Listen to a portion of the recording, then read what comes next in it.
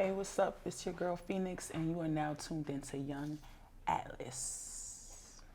What's up, Phoenix? How are you? What's going on? How are you? Good, good. I'm glad we can finally have this conversation. I know you got a lot going on. Excited to get into it. I have a ton of things happening, but I'm grateful for them. For sure. So let's let the people know a little bit. Like, I know you wear a lot of hats. So, what are some of the things that you do?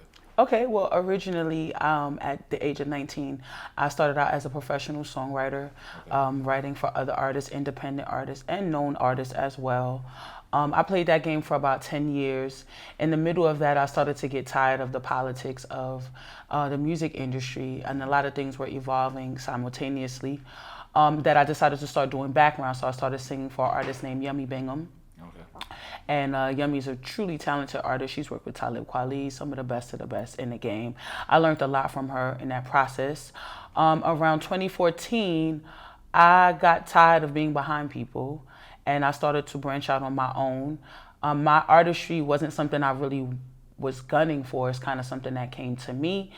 Besides singing background and writing for other people, I just wanted people to hear my message and what I had to say. And I felt like there was a demographic of people who would be able to relate. So I put out my first single in 2015 called My Story.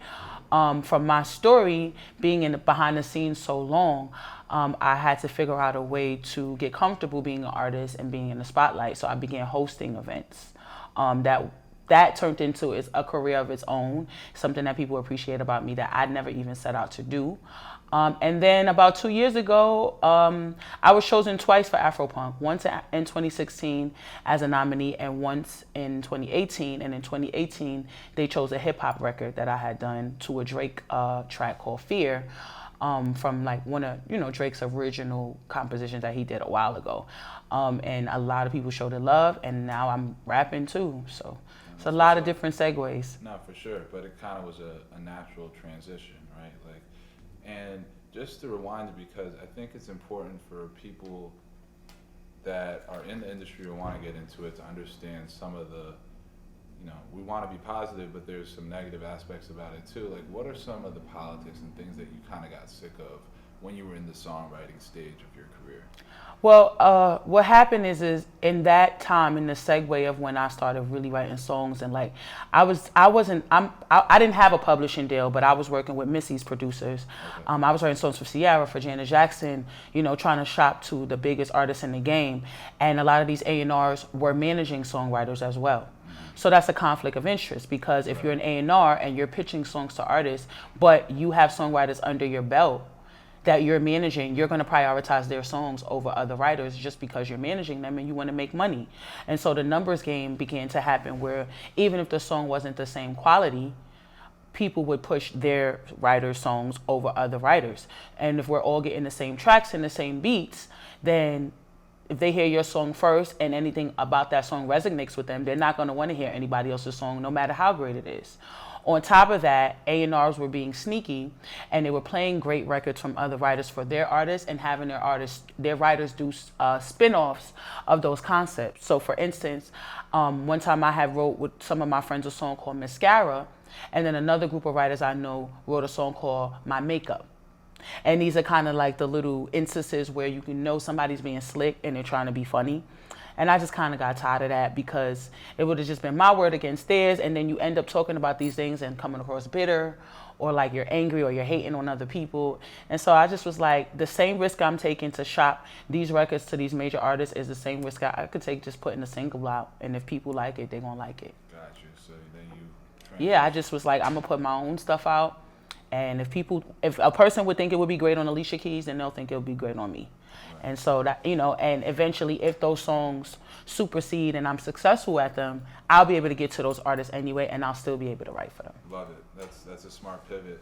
In terms of some advice you would give someone that wants to be a songwriter but has to deal with like the shadiness of the industry, what's some advice you would give based on the experience you went through? Well, it's been said before, The woman who produces Insecure, she says it all the time. A lot of times we don't network across. Everybody is gunning for the top and gunning for the head artist. Oh, I'm going to work with this person because they're major and they got this amount of followers and this. You need to be networking across. Find you some artists in your circle who you respect, who you appreciate their grind. You know they're being consistent. You know they're working towards something, and write for them. Because the same risk you take in getting a major placement is the same risk you're taking working with an independent artist. Find some really great artists that you can cultivate your relationships with.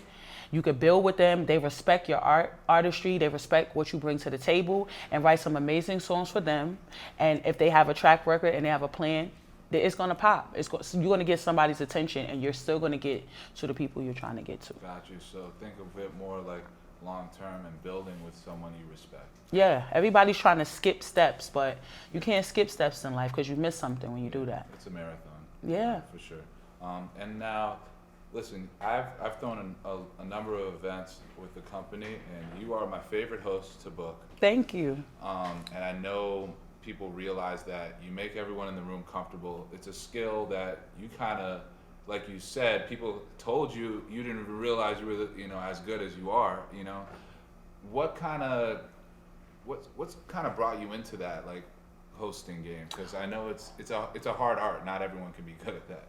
I honestly didn't even know that it was such a hard art until I started to really pay attention to other hosts, especially when they were bombing or people were talking, or everyone's on Instagram, or everybody's walking to the bathroom, and I'm just looking around like, you got to command this room. Like, this is chaotic. Yeah. I didn't understand that my energy and that I had like a natural ability to command my audience because I suffered stage fright for so long. So I didn't even correlate the two, because as a performer, especially as a singer, like I rap now, so it's a bit different energy when you rap, but as a singer, you're super vulnerable on stage, and a lot of times when you hear a singer, even if they sing well, if you hear them sounding bad, it's usually because of some energy they're picking up in the room that's throwing them off.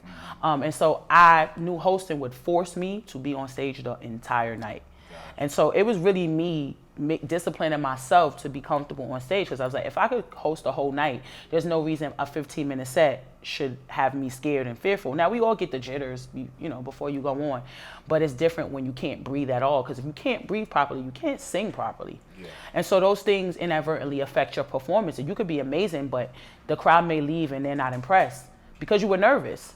And so me being an artist, I think first is a pro when it comes to hosting, because I want to make sure that any artist that's on a roster or showcase that I'm doing is going to receive the love that I would want to receive from that audience. And there's something I pride myself on, commanding my audience to show everybody love. Because when you come into a room and you come in to support somebody, even if you don't know everybody in that room, you want them to pay attention to the artist that you're there for. So if we all do it for everybody, then everybody gets the love that they deserve. And I'm all about equal opportunities to show love to people. Now, that's what's up. And like you said, an important gem there is if you're a host, you got to command, the audience. And like when I've seen you hosting some of our events, you're kind of like the glue in the whole, chaos that's going on. You keep it together. But what I'm realizing now that we've talked about it is you're able to do that because you see both perspectives, from the artist shoot, from the consumer that's at the show, and then also from the host. So the fact that you're able to see the whole field, that puts you on another level, Yeah. And where are some things you're trying to go with the hosting? Like, because you realize you're getting better at it, you're enjoying it too, which is amazing. So is this something you're really considering, like, I definitely am. I would love to expand. Like, I'm going to decree in 2020, like, I want to be on somebody's red carpet, even if it's the pre-show, Yeah. I want to set great expectations, but I want to be realistic about them. I definitely would love to do some award shows. Okay. I also enjoy booking acts as well. So I would love to eventually venture off into booking acts. I think that I have an eye for talent.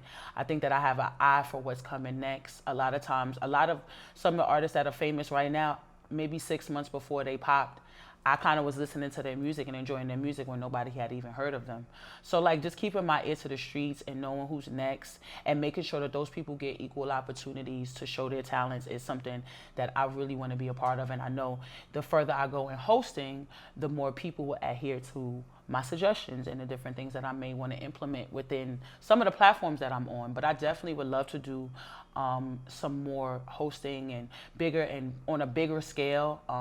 And shout out to this web series I'm on called 8 at the Table. I think when I got casted for them in season 1, I'll be back season 4 this summer. But when I got casted in season 1, I realized that there is a purpose for me outside of music, and that people appreciate my perspective and my opinions on life. And because I've had so many different experiences, you know, people are entertained by me before I even perform, before I even sing or I rap. And so, like, taking that seriously as an entity that can catapult my career, I definitely want them to be separate, but eventually they will conjoin in some type of way. I just have to make sense out of it. For sure. What do you think about eventually having like your own show where you're interviewing and creating your own platform for artists? Because I think that would be great for you. I definitely see that coming. I actually just started a separate Instagram page because I saw how serious my hosting career was taking off. So I definitely see me using my platforms and different entities that I have to uplift others as well, especially female artists. I definitely appreciate the movement that's happening. Some of them to me are disingenuous and some are. And so I want to make sure that I keep that genuine energy of like women supporting each other, especially if you're talented and you're dope and you need a platform, and all that's stopping you is somebody giving you the opportunity to show your skills. No, that's what's up. Let's take it to a hypothetical situation. Let's say you got a book 4 acts for an R&B show. They're from New York.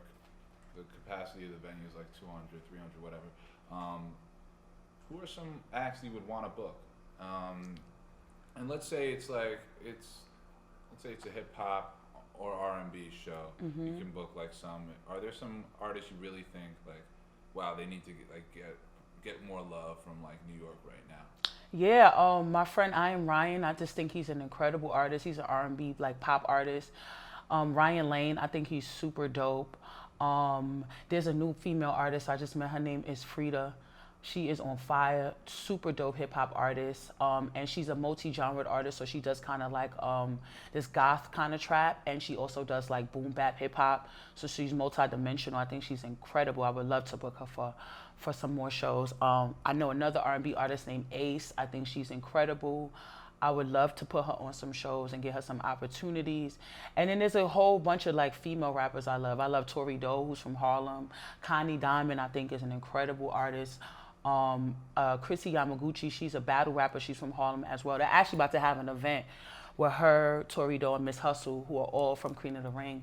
I'm definitely a fan of female battle rap.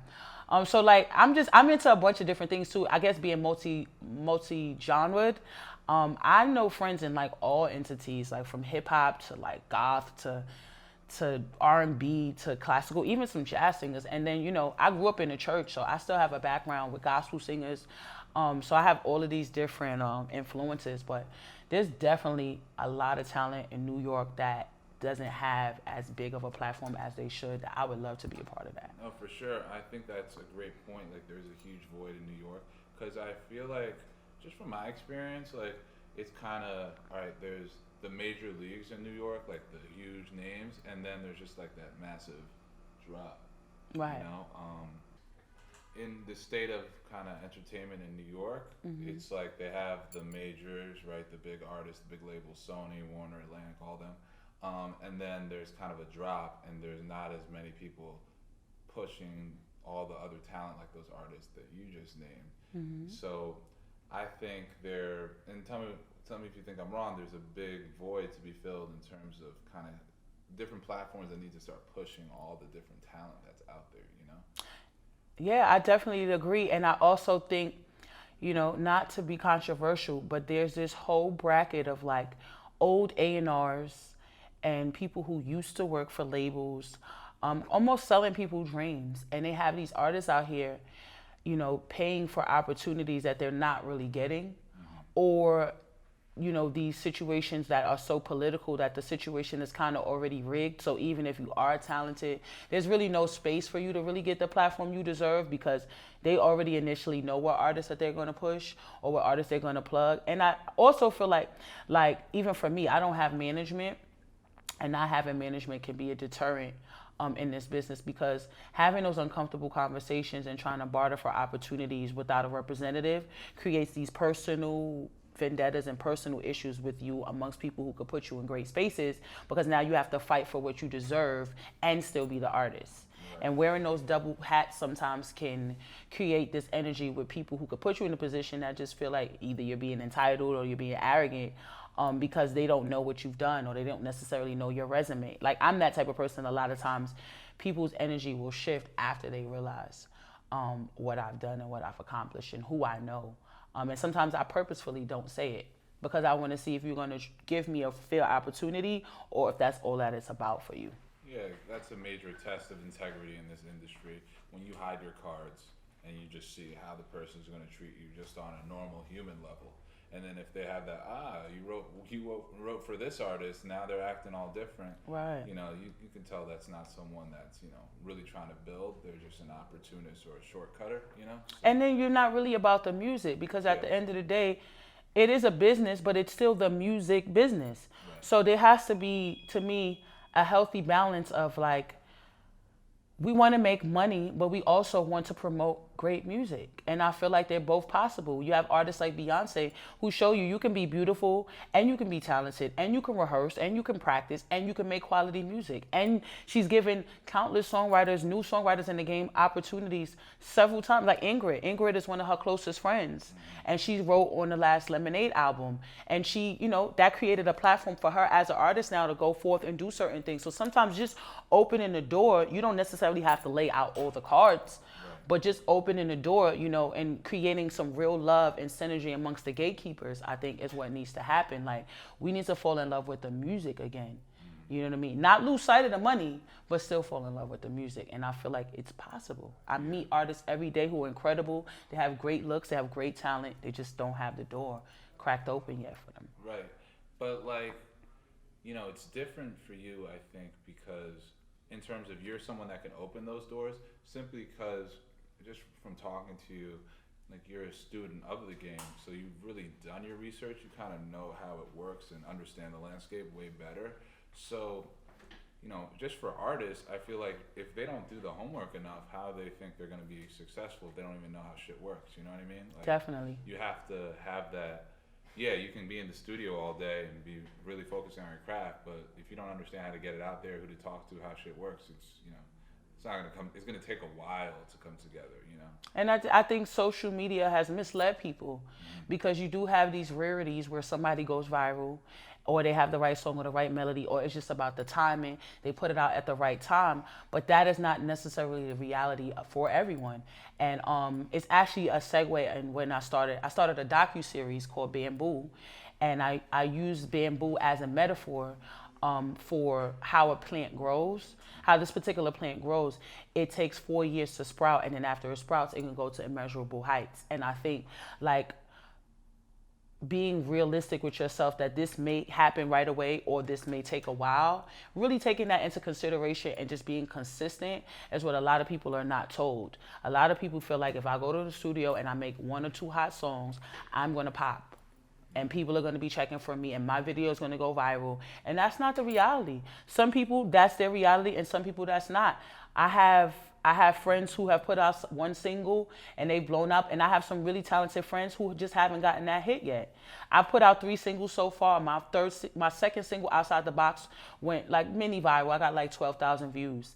But that's the song I was the least enthusiastic about. Yeah. So it's also just about what the people want too, you know. And that song took on a life of its own, and I still perform it, but it was just, I would have never thought that, you know. So some of it is trial and error, and some of it is about timing and just being realistic with that, I think, is a great way to gauge it, so you don't feel defeated when things don't happen as fast as you want them to. Yeah, exactly. And like you said, with social media, that's been a gift and a curse, but I think a lot for the people that don't have the patience, more a curse, because they see all these stories of, oh, this artist made this song and it went viral in 2 weeks and now he signed to Atlantic or whatever, and that's just clickbait. They don't realize, like, they're putting those stories out because you're gonna click that because you're interested, not because that's happening all the time. That's just a good headline, you know. So people need to realize this is such a marathon, I think. So tell us a little bit more about Bamboo.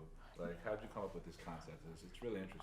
Okay. Well, Bamboo started because being that I was privy to being a songwriter in this industry, I came from an era where there was artist development. And they don't do that. It's a lost art. Yeah, they don't do that anymore, but it was so integral, and it's why most of the artists who have had artist development sustain in this industry. Even if they're not major artists, they're sustaining as songwriters. They're still getting publishing. They're still getting invited into those rooms to work with other artists, whether you're focusing on them or not. They found a livelihood.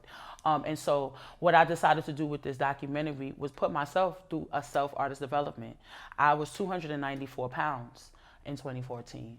I decided to lose the weight. I decided to work out. I've transitioned. I've went through several looks until I finally just cut all my hair off. People felt like that was some big thing to be edgy. That was literally just a process of me going, I've done every hairstyle that you could think of. Let me just cut it off. That's the one thing I haven't done yet. And then that, I started getting attention and photo shoots and a bunch of different things. But a lot of it was just me doing trial and error, trying things out, experimenting with myself, being vulnerable in front of the camera and talking about, when I was frustrated or when I was fed up or, having friends around me, when I first said, I'm gonna be an artist, being like, yeah, that's cool. And then now being like, wow, like you really out here. Like people really checking for you. You know what I mean? And seeing the disbelief and still having to face another day and believe in your vision when nobody else does. And I wanted it to be a tool of inspiration that even if you only got one person and that one person is you, if you see it and you can't take your eye off of it, you can manifest it. Yeah, that's powerful and it's definitely very true. And it's also one of the most difficult things to do in anything in life. Like when you have this, every day you're working on a vision, let's say it's full time. And yeah, some people are like, oh yeah, go for it, never quit and all that. But you can tell they don't believe or understand what it takes. But the strength to keep going and be consistent, that's what separates the men from the boys, and the girls from the women. So the fact that you're sticking with it, have you seen like your kind of circle change through your growth of the people that you've been around? It's gotten a lot smaller. Yeah, exactly. It's a period at this point. Right. Because what happens is like you have people who don't believe, you have people who kind of believe and hang around to see what happens, and then you have people who start to get scarce because now you start to expose how much they haven't been doing. And so like I have this mini circle of friends. I believe that they want me to win. I believe that they didn't see this happening. And I believe now they're embarrassed because it exposes how much they haven't done. Right. And so they don't necessarily not want to be around me because they don't enjoy my company, but because they're not willing to do what I did. They're not willing to I spent over $10,000, $15,000 on my own videos, on my own performances, on my own shows. They're waiting for a manager and an investor to come. I'm not waiting for an investor. By the time those people come, they're going to have to do twice as much as I did. They're going to have to show me they're willing to work as hard as me. And I think that evens the play for people too. By the time I get where I'm going, you got to be able to do something for me I haven't done for myself, or you're not even useful.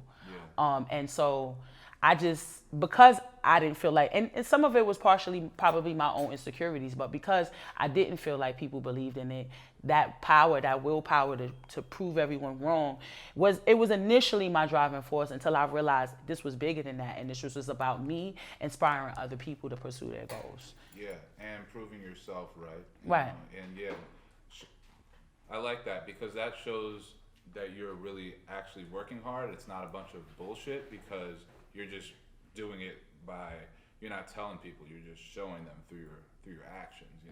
You're out there putting out your own content, hosting these shows. Like they can look at your track record. You're always working.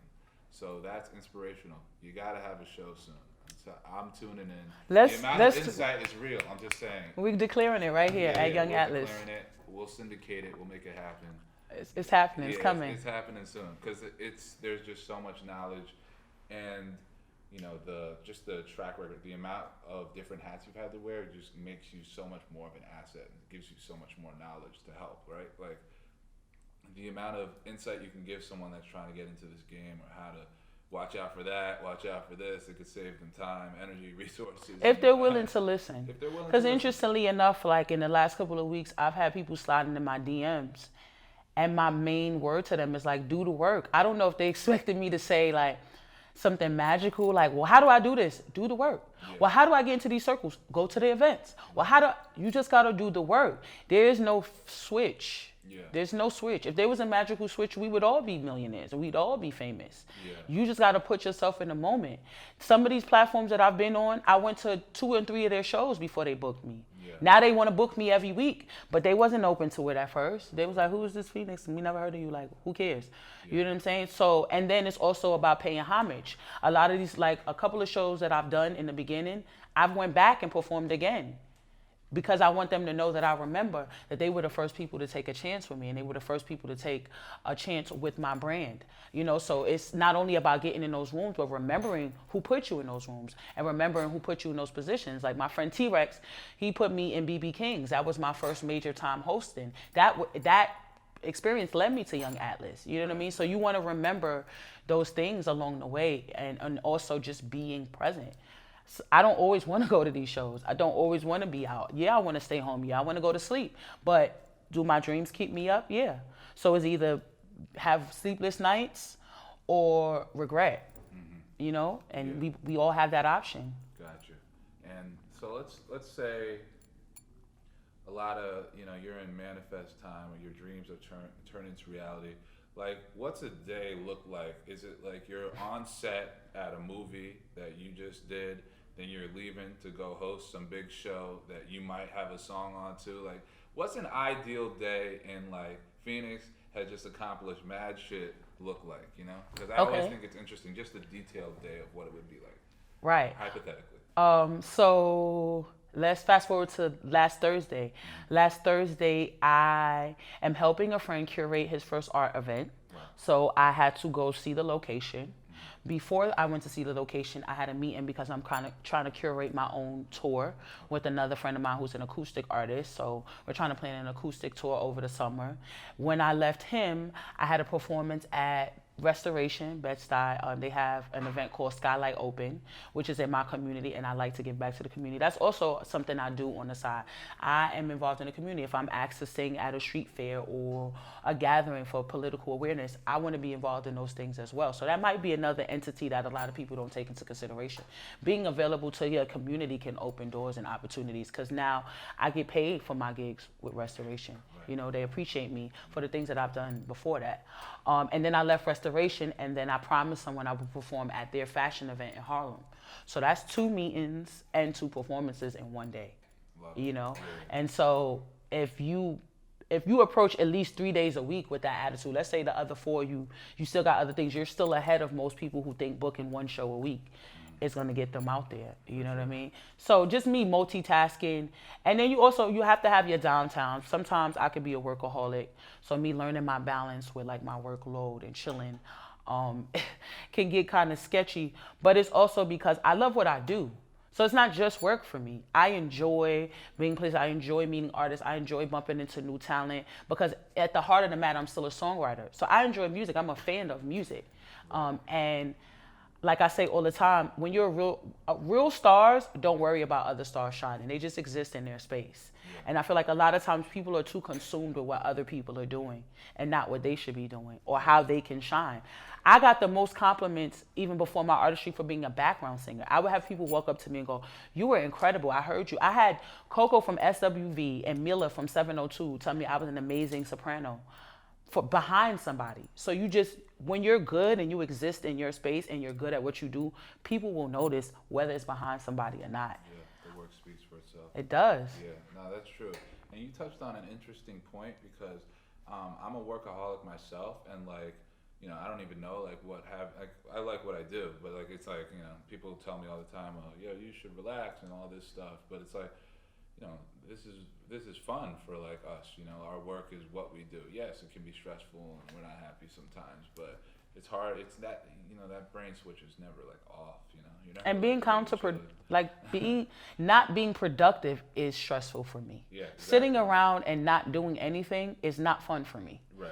Even at parties, I think that's a part of the reason I got into hosting is because I like to be social, but I like it to be meaningful.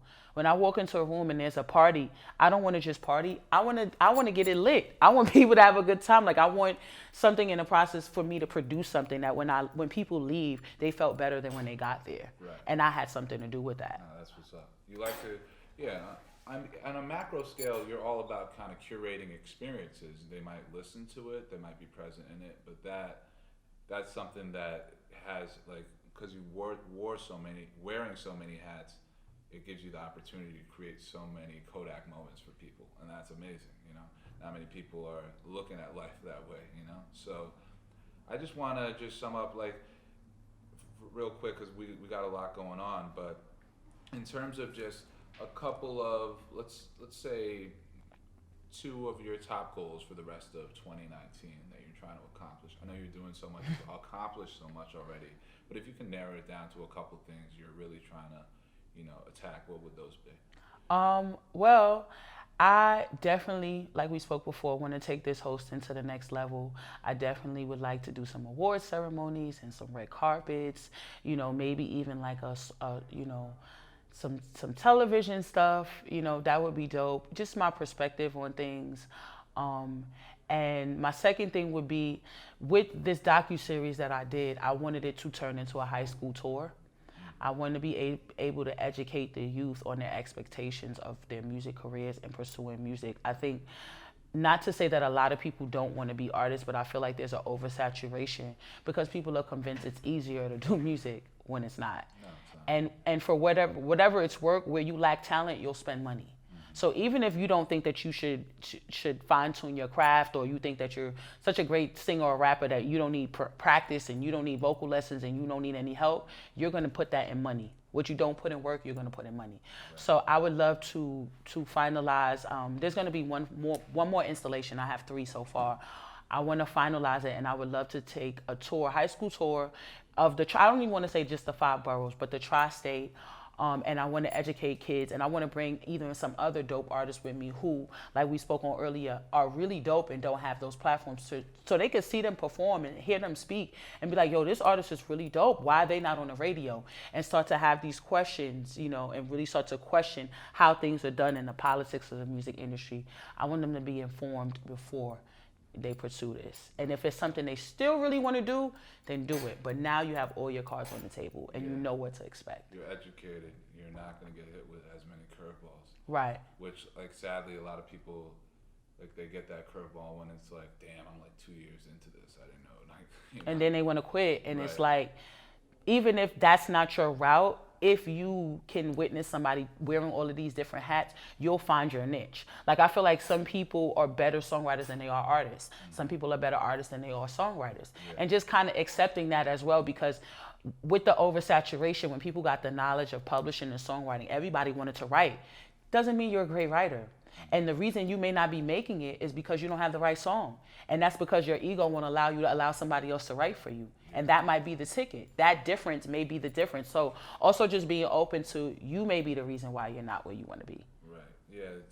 It's the music industry, you can, as you do, you can wear so many hats and people go into it so like narrow-minded. Like you said, like might not even be songwriter or artist. Like they might be really good at getting on all these platforms, and they might actually be a good publicist. Like they might be a good manager. Like, it's not all like, let's get in like the big lights and all that stuff. Like a lot of the time that's not sustainable, first of all. But you gotta, just like you said, be a student of the game and educate yourself on what's out there before making like a big decision that I'm gonna be a rapper, or like, I'm gonna be this or that. Like understand what that means, like to do that. And be willing to put the work in, because I feel like, everybody wants to get paid. And I meet so many artists that go, well, what's the budget? I want to get paid. And it's like, you have 100 views and you have 1 single. You're not in a position to get paid. Yeah. You're in a position to graciously and kindly ask for the opportunity, and if you get it, make the most out of it. Until you have perfected your craft, stop expecting a bunch of things from people. Nobody owes you anything. Yeah, if you can't bring one person to a venue, like how do you expect to get paid, like for being there? Nobody's that great. Yeah, it's mind-boggling. So like artists like that, like that have 1 music video out, and they think if they just get a manager, their career is going to change overnight. It's wild. Mm-hmm. But yeah, that, like you said, they're not educating themselves and really being students of the game like yourself. So we're going to wrap things up, but I just wanted to let the people know where can they find you on social media, and what's where can they find the docu-series? Yeah. So my Instagram is yes that's Phoenix, YESTA.